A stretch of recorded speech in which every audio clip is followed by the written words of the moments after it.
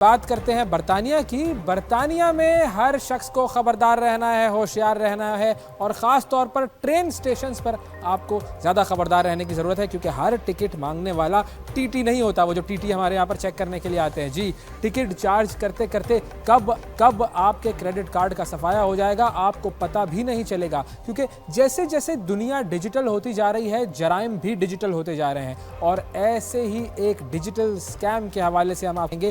برطانیہ کے train stations پر یہ سکیم عام طور پر کیا جا رہا ہے، اور کافی زیادہ لوگ اس سکیم کا شکار بن رہے ہیں۔ ہمارے نمائندے نوید عالم ہمارے ساتھ موجود ہیں، ان سے بات کرتے ہیں۔ جی نوید، بتائیے گا کہ یہ جو برطانیہ کے ٹرین سٹیشنز پر لوگوں کے ساتھ سکیم کیا جا رہا ہے، یہ کیا ہے؟ جی اویس، چور ایک قدم پولیس سے آگے ہوتا ہے اور وہ آگے کی سوچتے ہیں۔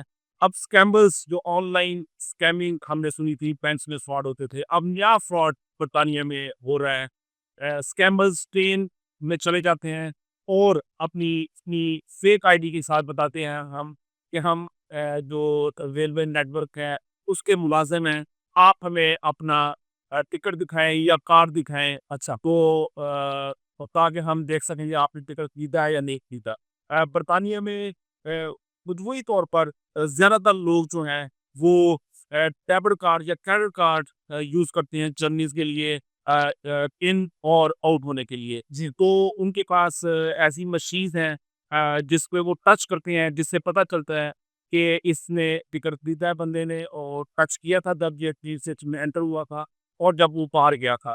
تو اس سے فائدہ اٹھاتے ہوئے اسکیمرز نے مشینیں جو ایسی بنائی ہیں جس سے وہ لوگوں سے اسکیم کے ذریعے وہ ٹچ کرواتے ہیں اور وہاں سے پیسے نکلوا لیتے ہیں۔ اس کے ذریعے ڈیٹا بھی بہت ایسا ڈیٹا جو پروٹیکشن ہے اس پہ بھی سوالات کو اٹھے ہیں۔ اب کتنے ریسورسز نہیں ہیں حکومت کے پاس کہ وہ بہت سارے اسکیمس لوگوں کو بیوقوف بنانے کے لیے استعمال کیے جا رہے ہیں۔ اب یہ یہاں پہ میڈیا میں خبریں آنے کے بعد ریلوے جو نیٹ ورک ہے، جو ریلوے پولیس ہے، انہوں نے ایک ٹیم تشکیل دی ہے جو ان کو دیکھے گی، اور لوگوں کو بھی آگاہ کیا جا رہا ہے کہ آپ ان کی پراپر آئی ڈی دیکھیں۔ اگر آپ وہ فیل ہوتا ہے کہ یہ مشکوک شخص ہے تو فوری طور پہ انہوں نے ایک ٹیکس نمبر بھی دیا ہے، فون بھی دیا ہے، یا اپنے جو پی جی اسٹیشن ہے اس پہ آپ اطلاع دیں تاکہ ان کے خلاف کاروائی کی جائے۔ بہت شکریہ نوید، آپ نے پروگرام میں ہمیں تفصیلات سے آگاہ کیا۔ جی، بڑی اہم بات کی ہے کہ دیکھیں ڈیجیٹل دنیا ہوتی جا رہی ہے تو دنیا میں سکیمز بھی ڈیجیٹل ہوتے جا رہے ہیں، اور جو سکیمرز ہیں وہ نئے نئے طریقوں سے لوگوں کو لوٹنا چاہتے ہیں اور لوٹنے کی کوششیں کر رہے ہیں۔ تو اب آپ اگر برطانیہ میں رہتے ہیں اور آپ اگر ٹرین میں سفر کرتے ہیں تو آپ کو خبردار رہنا ہے، اور دنیا کے دوسرے ممالک تک ہم یہ آئیڈیا نہیں پہنچا رہے ہیں، کیونکہ وہاں بھی آئیڈیا پہنچنے میں کوئی دیر نہیں لگتی ہے۔ حکومت کس سکیمر کو کس طرح روکے گی، یہ ایک بہت بڑا سوال ہے۔ ہمیں دیکھتے ہیں آج کی ٹاپ سٹوریز۔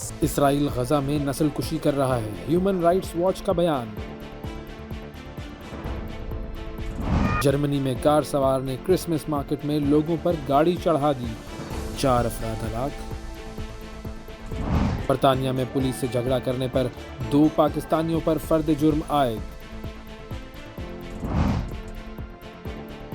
امریکہ سے تیل اور گیس خریدو ورنہ ٹیرف کا سامنا کرو، ٹرمپ کی یورپی یونین کو وارننگ۔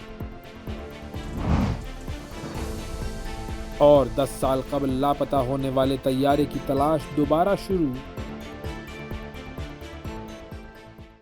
جی، ٹاپ سٹوریز آپ نے دیکھی، اب وقت ہوا ہے آج کی سب سے بڑی خبر پر بات کرنے کا۔ آئیے دیکھتے ہیں آج کی سب سے بڑی خبر کیا ہے۔ سب سے بڑی خبر ہے جرمنی سے، اور مرکزی جرمنی کے شہر میگڈبرگ میں ایک کار سوار شخص نے کرسمس مارکیٹ میں خریداری کے لیے موجود ہجوم پر گاڑی چڑھا دی۔ واقعے میں 4 افراد ہلاک، جبکہ تقریباً 68 کے قریب لوگ ایسے ہیں جو کہ زخمی ہیں۔ ہلاک ہونے والے 2 لوگوں میں ایک بچہ بھی شامل ہے۔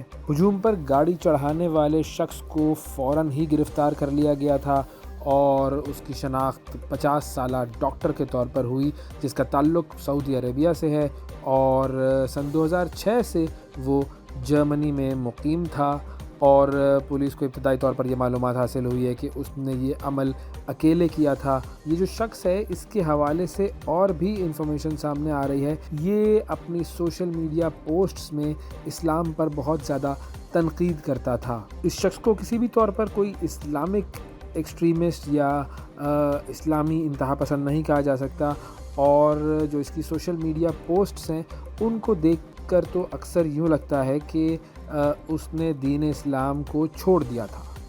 اور اب پروگرام میں آگے بڑھتے ہیں، دیکھتے ہیں کہ دنیا بھر میں کیا ہو رہا ہے۔ ہیومن رائٹس واچ نے اسرائیل کی حرکتوں کو دیکھتے ہوئے یہ بات کہہ دی ہے کہ اسرائیل غزہ میں نسل کشی کر رہا ہے۔ ہیومن رائٹس واچ نے اسرائیل پر الزام عائد کیا کہ اسرائیل کی جانب سے غزہ میں فلسطینی شہریوں کو مناسب پانی کی رسائی سے جان بوجھ کر محروم رکھا جا رہا ہے اور یہ نسل کشی کا اقدام ہے۔ ہیومن رائٹس واچ کے مطابق اسرائیل کے اقدامات کے تحت پانی اور صفائی کے بنیادی ڈھانچے کو جان بوجھ کر نقصان پہنچایا گیا، جس کے نتیجے میں ہزاروں افراد کی اموات ہوئی ہیں، اور یہ عمل انسانیت کے خلاف نسل کشی کے جرم کے مترادف ہے۔ ہیومن رائٹس واچ نے 179 صفحات پر مشتمل ایک رپورٹ جاری کی ہے، اور اس میں انہوں نے یہ کہا ہے کہ اکتوبر 2023 کے بعد سے اسرائیلی حکام نے غزہ کی پٹی میں زندہ رہنے کے لیے درکار مناسب پانی تک فلسطینیوں کی رسائی میں جان بوجھ کر رکاوٹ ڈالی ہے۔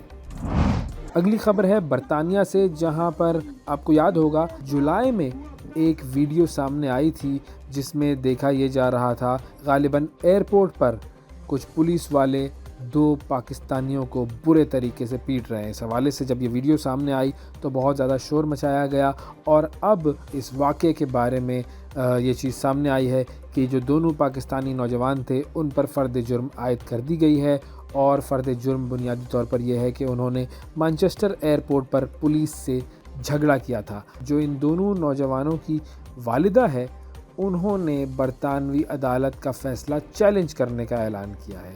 تو یہ جو لڑائی تھی اس کی سوشل میڈیا پر ویڈیو وائرل ہوئی تھی جولائی میں، اور اب اس کیس میں برطانیہ کی جو عدالت ہے دونوں پاکستانی نوجوانوں پر فرد جرم عائد کر دی ہے۔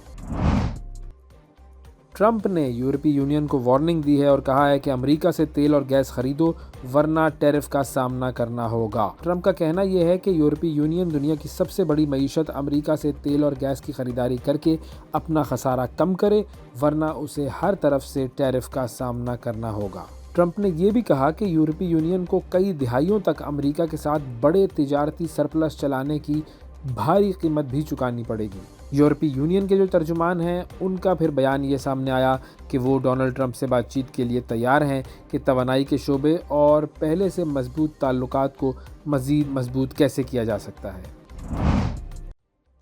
اب چلتے ہیں ملیشیا کی طرف، جہاں پر ملیشیا نے تقریباً 10 سال قبل لاپتہ ہونے والے جو مسافر طیارہ تھا MH370 اس کی تلاش کا کام دوبارہ شروع کرنے کا اعلان کر دیا ہے۔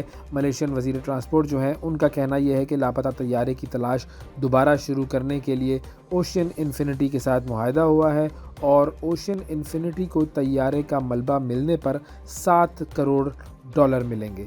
8 مارچ 2014 کو 227 مسافروں اور عملے کے 12 ارکان پر مشتمل ملیشین ایئر لائنز کا یہ طیارہ کوالالمپور سے بیجنگ جاتے ہوئے بحر ہند کے جنوبی علاقے میں گر کر تباہ ہو گیا تھا، اور سیٹلائٹ سے حاصل کردہ ڈیٹا کے مطابق طیارہ آخری مرتبہ آسٹریلوی شہر پرتھ سے مغرب میں بحر ہند کے اوپر دیکھا گیا تھا۔